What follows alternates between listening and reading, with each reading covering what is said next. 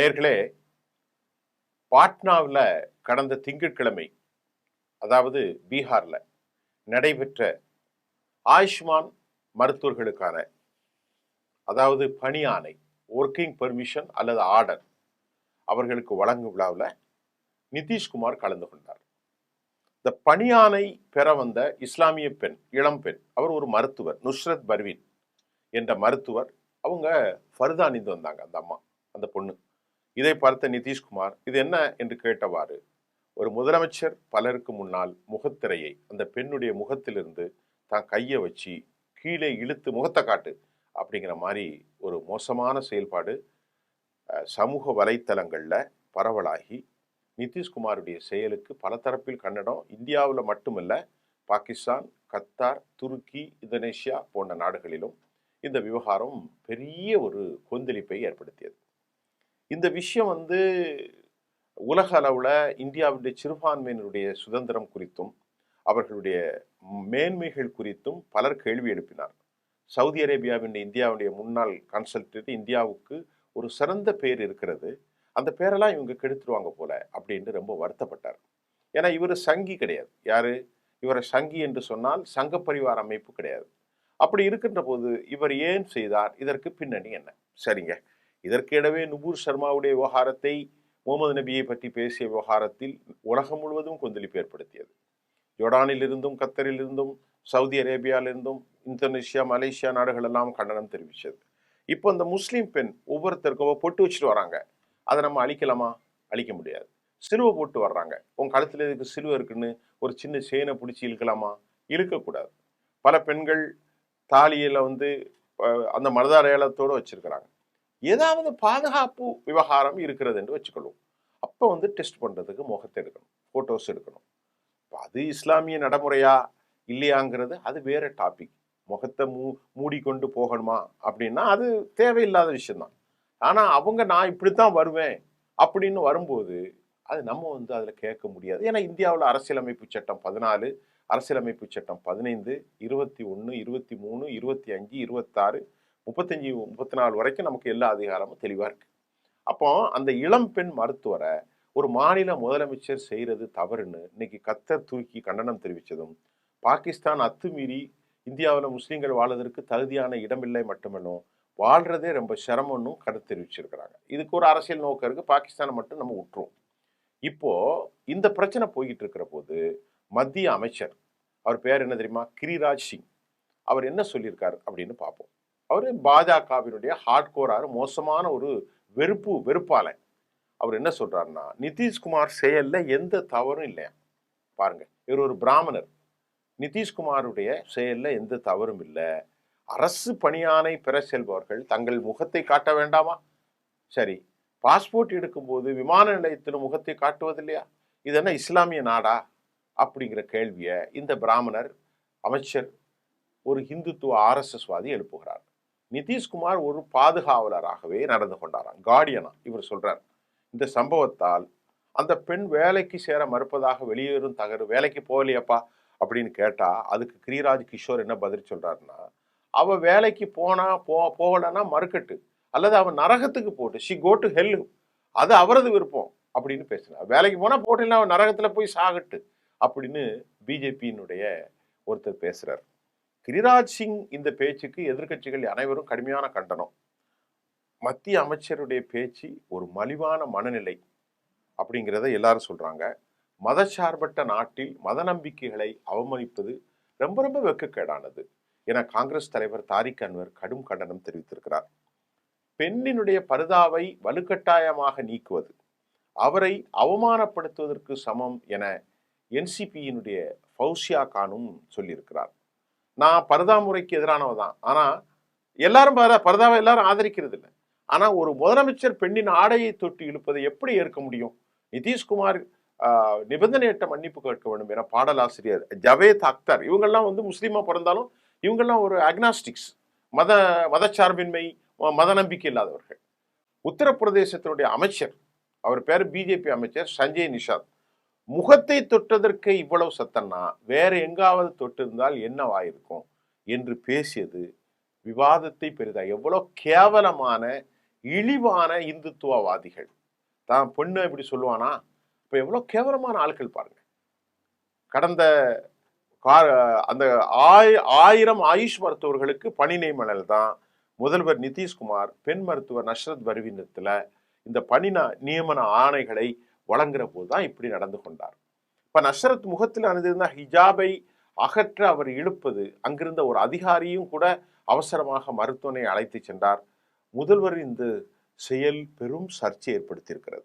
இந்த நிலையில இந்த பெண் மருத்துவர் இப்பொழுது அவர் பணிக்கு சேரவில்லை என்றும் அரசு திப்பி கல்லூரி மற்றும் மருத்துவமனையின் முதல்வர் மஹ்பூஷர் ரஹ்மான் தெரிவித்தார்.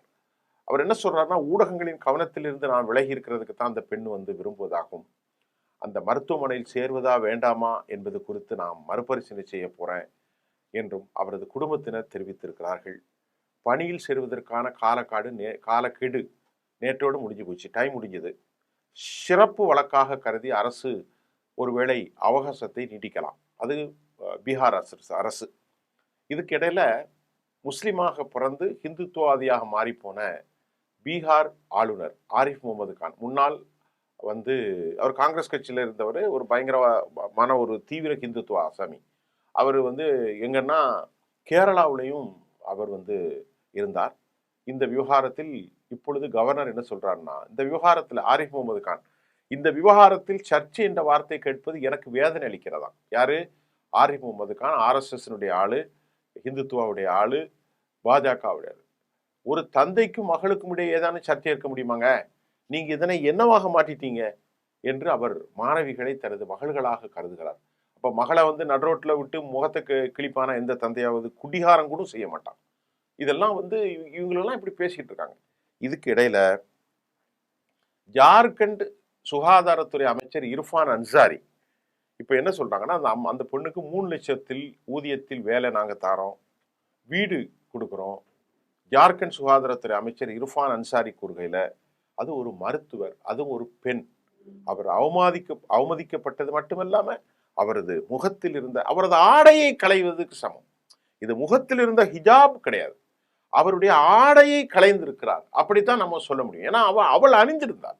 அவள் முகத்தை மூடினாலும் சரி, கையை மூடினாலும் சரி, அவள் மார்பகத்தை மூடியிருந்தாலும் சரி, அவள் உடல் முழுவதும் கவர்தான் அவள் அணிந்திருந்த அந்த ஆடை ஹிஜாபை அகற்றி கண்ணியமற்ற முறையில் நடத்தப்பட்டது ஒரு தனிநபரின் மீதான தாக்குதல் மட்டுமல்ல, அது மனித கண்ணியம், மரியாதை மற்றும் அரசியலமைப்பு சட்டத்தின் மீதான நேரடி தாக்குதல். அந்த பெண் மருத்துவரை ஜார்க்கண்டுக்கு அழைச்சி நாங்கள் 3 லட்சம் சம்பளம் கொடுக்குறோம், அவருக்கு ஒரு குடியிருப்பு கொடுக்குறோம், அவர் விரும்பினா வேலை கிடைக்கும், விரும்பிய பணியிடம் மற்றும் முழு பாதுகாப்பை நாங்கள் வழங்குறோம் அப்படின்ட்டு ஜார்க்கண்ட் அரசாங்கம் அழைச்சிருக்கு. இப்ப இதுல ஒரு 3 விஷயத்தை நம்ம பாருங்க. நிதிஷ்குமார் கெட்ட எண்ணத்தில் இப்படி செய்தாரா என்று யாரும் சொல்ல மாட்டாங்க. அவர் ஒரு வயது முதிர்ந்தவர்.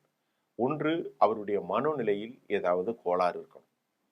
அது மட்டும் இல்லாம அவர் ஹிந்துத்துவவாதி கிடையாது, அவர் ஒரு ஐடியாலஜிஸ்ட். அப்போ அவரை முதல்ல மருத்துவமனையில கொண்டு காண்பிக்க வேண்டும். இரண்டாவது, பர்வீனுடைய அந்த பெண்ணுடைய ஆடை களையப்பட்டிருக்கிறது. இது முகத்திரை ஹிஜாப் உண்டெல்லாம் பேச வேண்டியதில்லை. ஒரு பெண் தான் அணிந்து வந்திருக்கிற அந்த ஆடையை பல ஆயிரக்கணக்கான ஆண்களுக்கு மத்தியில் ஒரு ஆண் அதை பிடித்து இழுத்திருக்கிறார். இதுதான் முக்கியம், நல்லா கவனிங்க.